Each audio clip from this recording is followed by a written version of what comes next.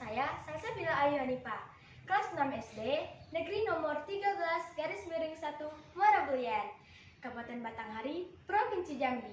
Kali ini saya akan mengikuti sayembara mendongeng dari Direktorat Sekolah Dasar Kementerian Pendidikan dan Kebudayaan. Mau tahu ceritanya bagaimana? Yuk simak video ini.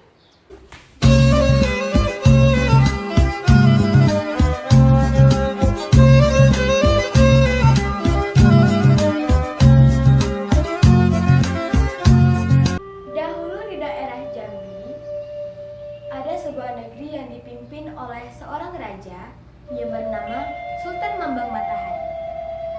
Sultan mempunyai anak laki-laki yang bernama Tuan Muda Selat dan anak perempuan yang bernama Putri Cermin Cina. Tuan Muda Selat mewarisi kerupawanan dan kerendahan hati ayahnya. Tapi, tidak semua sifat baik ayahnya menurun kepadanya. Ia adalah seorang yang ceroboh dan tidak suka berhati-hati dalam bertindak. Sedangkan Putri Cermin Cina, ia adalah seorang putri yang cantik, baik hati, dan lemah lembut. Putri Cermin Cina yang sudah beranjak dewasa tidak sengaja jatuh hati kepada tamu ayahnya yang bernama Tuan Muda Senani. Tuan Muda Senani ialah saudagar kaya yang berkunjung ke kerajaan Sultan Mambang Matahari untuk berdagang. Suatu ketika, berita kedatangan Tuan Muda Senani sampai ke kerajaan Sultan Mambang Matahari.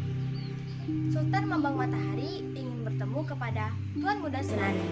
Sengaja, Putri Cermin Cina melihat pemuda yang tampan. Putri Cermin Cina pun bertanya kepada pengawal kerajaan, "Siapakah itu?" Pengawal kerajaan pun menjawab, "Itulah Tuan Muda Senani." Tak lama, Tuan Muda Senani menyampaikan niat baiknya untuk melamar Tuan Putri Cermin Cina. Raja menyetujui niat baik itu dan rencana pernikahan pun disepakati. Tetapi, Raja menunda dengan waktu 3 bulan karena Raja ingin berniaga ke negeri orang. Raja memberi amanat kepada Tuan Muda Selat untuk menjaga Putri Cermin Cina. Tuan Muda Selat pun menerima amanat itu.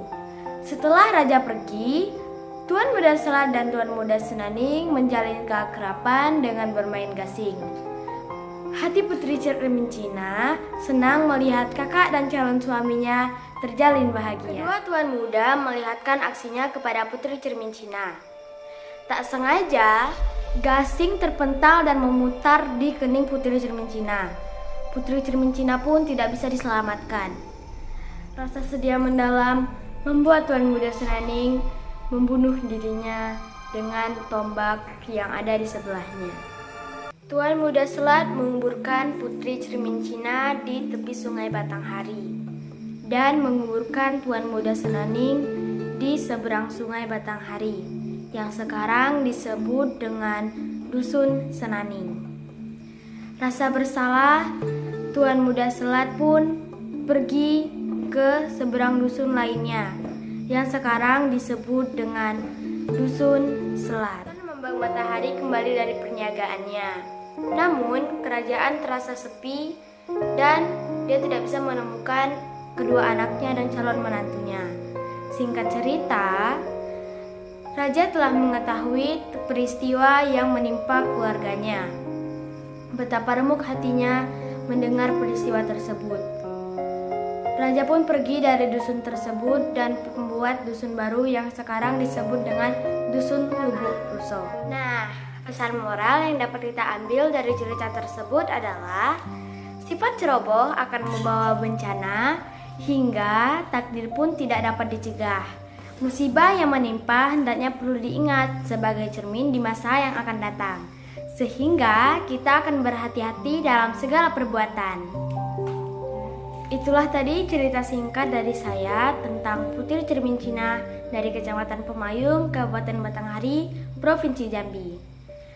Nah, teman-teman jangan lupa ya, tetap patuhi protokol kesehatan dengan memakai masker keluar rumah, menjaga jarak, hindari kerumunan, dan mencuci tangan pakai sabun atau hand sanitizer.